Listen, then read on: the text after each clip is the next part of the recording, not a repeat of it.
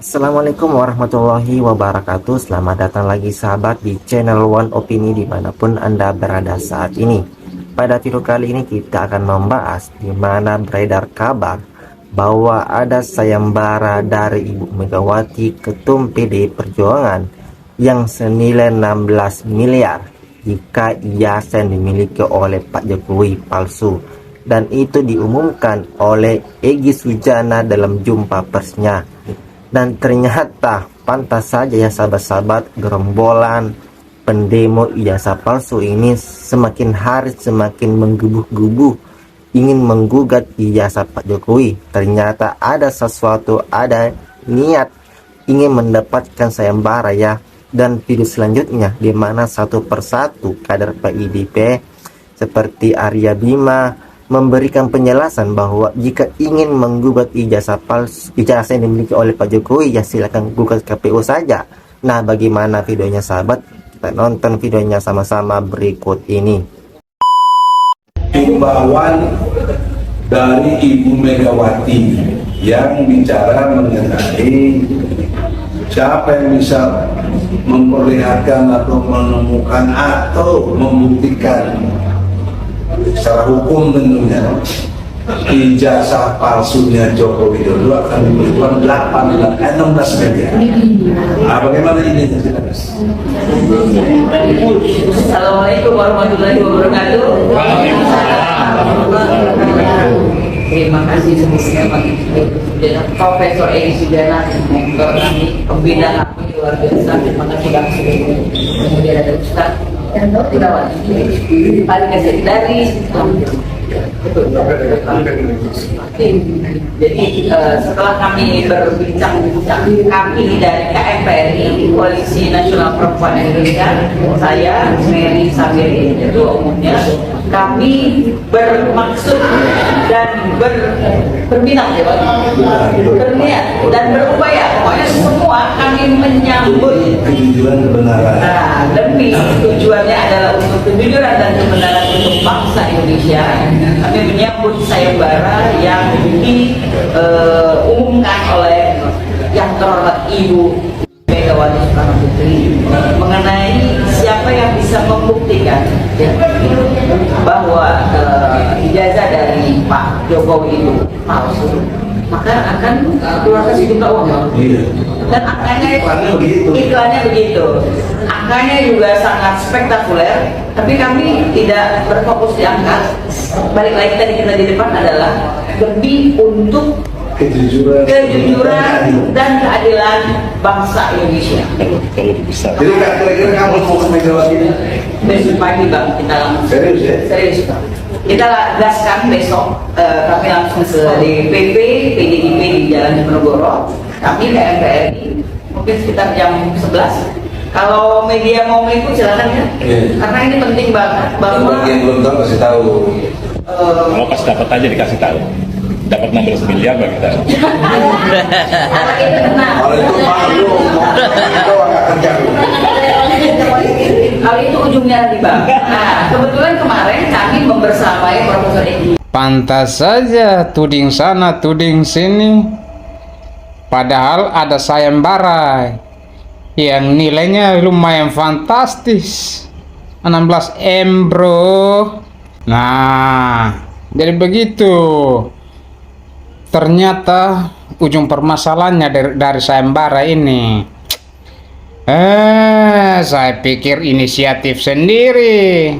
Padahal ada sayembara mau dapat 16 M ini. Wah. Boleh juga. Sayembara 16 miliar yang disampaikan oleh orang tertentu yang merasa resah dan gelisah dengan fenomena yang membuat Indonesia itu terpecah belah antara yang pro pada Jokowi dan mereka yang kontra pada Jokowi, membuat publik luas bertanya-tanya bahwa siapa sebetulnya yang punya ide untuk mengadakan sayembara 16 miliar bagi siapa saja yang bisa membuktikan bahwa ijazah Jokowi adalah palsu. Namun terlepas dari itu, sayembara 16 miliar yang di-share di ruang-ruang virtual kita itu disambut dan disambar dengan cepat oleh para aktivis, tim pembela ulama dan aktivis yang ingin mencoba membuktikan bahwa mereka mampu dan bisa membuktikan bahwa memang ijazah Jokowi itu palsu. Dalam konteks tersebut, maka apa yang kita bisa lihat ternyata TPUA dan para aktivisnya ternyata punya target-target lain yang perlu dipertanyakan apakah targetnya atau tujuannya itu mulia untuk mencari keadilan dan kebenaran terkait dengan isu di seputar ijazah Jokowi yang palsu, atau sebetulnya ada motivasi gelap, yaitu mencari keuntungan pribadi dengan menyambar begitu saja sayembara 16 miliar tersebut. Catatan ini sekaligus memberikan pesan bahwa mari upaya untuk mencari fakta dan kebenaran itu dibangun dengan motivasi yang benar agar tujuannya tidak melenceng pada hal-hal yang justru membuat apa yang diharapkan itu tidak dapat tercapai, dan kemurnian dari perjuangan TPUA, kalau toh itu merupakan perjuangan yang murni, dapat diwujudkan untuk membuktikan bahwa Jokowi itu memang punya ijazah palsu, tetapi saya tidak yakin karena Jokowi punya ijazah asli. Pak Jokowi tidak perlu membuktikan ijazahnya asli. Ya. Yang menggugat itu buktikan bahwa ijazah itu palsu. Kan itu.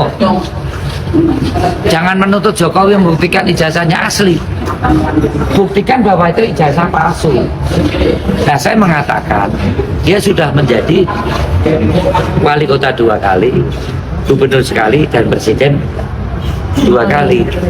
Ada verifikasi faktual di dalam persyaratan administratif soal pendidikan. Verifikasi faktual itu antara prasyarat itu kalau nggak ada nggak boleh loh ya. Itu diverifikasi ke lembaga-lembaga terkait. Kalau pendidikan ijazah SD, SMP, SMA, Ditjen Pendidikan Dasar Menengah ya, dan atas. Kalau universitas, Ditjen Pendidikan Tinggi. Siapa yang pernah mengatakan ijazah itu asli? Ya lembaga-lembaga ini, gitu loh. Buktikan kepada yang menuduh palsu, kepada instansi ini untuk mengatakan kenapa dulu sampai ada pelantikan Presiden Jokowi, Gubernur Jokowi, dan Wali Kota Jokowi. Karena itu prasyarat, termasuk KTP saya ini kalau palsu, saya nggak bisa jadi anggota DPR. Ada verifikasi administrasi, ada verifikasi faktual. Pak Jokowi ini kan sudah pensiun lah ya, tetapi terus disudutkan. Sebetulnya ada kepentingan besar di balik semua ini. Yang kita lihat di permukaan itu kan ada orang bergerombol menuntut soal kepastian ijazah, tapi sebetulnya ada kepentingan besar. Kepentingan besarnya apa? Ada kelompok yang tidak ingin Mas Wapres Gibran itu stabil, apalagi makin kuat di dalam posisinya sebagai wakil presiden.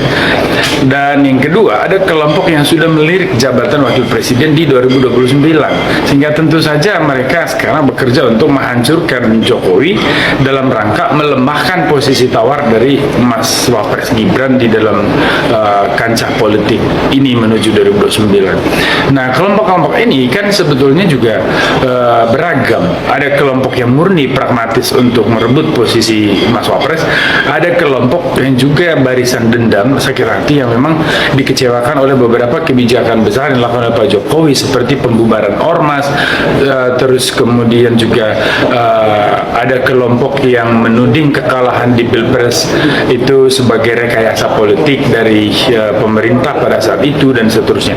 Jadi kelompok barisan-barisan sakit hati ini kemudian mengkristal menjadi satu gugus politik baru, dan mereka terus secara konsisten menekan Pak Jokowi, menyudutkan keluarga Pak Jokowi, karena sasarannya adalah bagaimana menghancurkan citra Pak Jokowi dan legasi politiknya, supaya masa depan politik dari anak-anak Pak Jokowi itu juga ikut terganggu. Kan itu aja.